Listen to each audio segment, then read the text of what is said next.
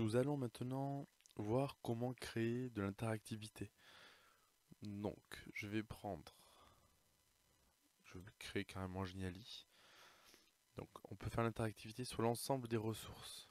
Il n'y a aucun souci à ce niveau-là, même si certaines s'y prêtent mieux au niveau des templates. Donc, je prends, mettons, image interactive et je vais créer ma propre image. Donc, je vais télécharger mon image. Je vais prendre une carte, par exemple, la carte des enfants de la résistance, et je fais accepter. Donc, l'éditeur s'ouvre comme pour un support de présentation classique. Et donc j'ai une image. Pour ajouter de l'interactivité, j'ai deux possibilités. Soit je dépose des marqueurs d'interactivité sur mon image ou sur ma diapositive. Donc là vous avez différents types en fonction de ce que vous voulez faire. Donc imaginons, je veux... on va prendre quelque chose qui va se voir. Hop, mettons, je vais ici mettre un point. Hop. Donc ce point-là, au-dessus, vous avez cette petite icône-là qui apparaît pour n'importe quel objet que vous déposez. Ça peut être une image, ça peut être un texte, ça peut être un objet. Peu importe, à chaque fois quand au-dessus, vous pouvez cliquer dessus. Et donc ça, là, vous allez créer un type d'interactivité. Soit en passant la souris dessus, vous allez avoir une étiquette qui apparaît. Soit vous allez ouvrir une nouvelle fenêtre, mais une petite fenêtre qui va apparaître un peu comme ce type de fenêtre-là. Soit vous allez envoyer vers une nouvelle page de votre diaporama. Soit on peut envoyer directement vers un lien extérieur à Geniali, donc vers un site web, vers un document à télécharger, etc. Donc aujourd'hui, on va s'attarder, mettons, on va juste marquer un petit texte, hop, qui ne veut rien dire. Je peux le prévisualiser ici, ça apparaîtra sous cette forme-là. Et après, je fais sauvegarder. N'oubliez surtout pas de sauvegarder, sinon ce n'est pas possible de... Il ne prendra pas en compte votre interactivité. On fait prévisualiser ici. Mon image se charge et quand je passe ma souris dessus, je vois mon texte qui apparaît. Maintenant, je vais changer mon interactivité, je reclique dessus. Je veux bien sûr que ce soit écrit beaucoup plus grand. Voilà. Et je veux que ça soit sur une fenêtre qui s'ouvre. De plus, je veux rajouter une image. Donc soit j'ai la possibilité de sélectionner, comme je suis en train de le faire, une image qui est présente sur mon ordinateur. Voilà. Soit j'ai la possibilité d'aller chercher un URL d'image. Et là, je fais encore sauvegarder. Donc si je fais prévisualiser,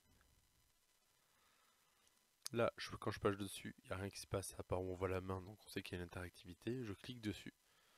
Et là, je vois mon image apparaître.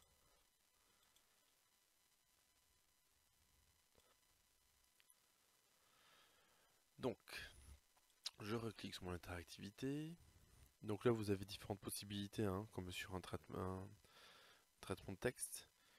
Donc la police, travailler la police, les paragraphes, la manière dont ça peut arriver. Est-ce qu'on choisit une petite fenêtre, une moyenne, une grande? Donc ça joue au niveau de vos supports, en fonction des supports que vous pouvez avoir. Essayez de l'adapter à, à votre image que vous pouvez avoir ou à votre vidéo que vous pouvez intégrer à l'intérieur. Aller à la page, c'est tout simplement, là il n'y a pas de page dans laquelle se connecter, mais je vais en créer une de suite. Je crée une nouvelle diapo. Voilà, on prend une diapo blanche, peu importe, sur laquelle je vais me destiner de suite. Hop. Et je vais mettre un fond. Hop. Voilà. Je reviens sur ma diapo initiale. Et donc, au niveau de l'interactivité, là, quand je fais aller à la page, j'ai la possibilité de sélectionner directement la page. Et donc, je fais sauvegarder. Ce qui veut dire que quand je vais être sur prévisualiser, quand je vais cliquer sur mon interrupteur, ça m'envoie à la page suivante. Ou en tout cas, ça peut m'envoyer sur n'importe quelle page. Donc ça peut être intéressant, mettons si on veut réaliser comme un sommaire ou chose comme ça, on peut toujours faire ce type de lien avec même une zone de texte. Je clique sur zone de texte, J'ai ajouté un paragraphe et là vous voyez vous avez exactement le même lien. Hop, on va conserver ce paragraphe là. Donc je fais hop, sauvegarder. On va essayer de déplacer. Voilà, il se déplace ici. Voilà, je vais changer la couleur de la police pour que cela soit un peu plus visible. Et on va mettre un fond, même si c'est affreux. Voilà. C'est juste pour que vous compreniez le principe. Je vais prévisualiser. Donc on voit les différents éléments. Et vous voyez sur le texte, quand je clique dessus bien sûr, je vais aller sur la diapo que j'ai sélectionnée.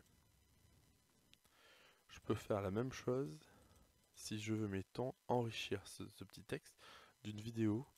Je peux aller coller un URL d'une vidéo extérieure. Ça ne pose pas du tout de soucis. On peut également intégrer une vidéo à l'intérieur même de l'étiquette, du format, au travers d'un code HTML source. Donc comme on l'a vu sur Canva et sur le dernier tuto, on a la possibilité en sélectionnant le code source quand on clique sur intégrer sur YouTube ou sur n'importe quel autre support, d'intégrer ici un nouveau support. Cette interactivité-là est plaisante. Alors, elle ne va pas aussi loin que celle qu'on pourrait trouver sur ThinkLink ou sur Xia, le module Xia de l'éducation nationale. Mais en revanche, elle est très très simple à mettre en place, à la différence des deux autres supports.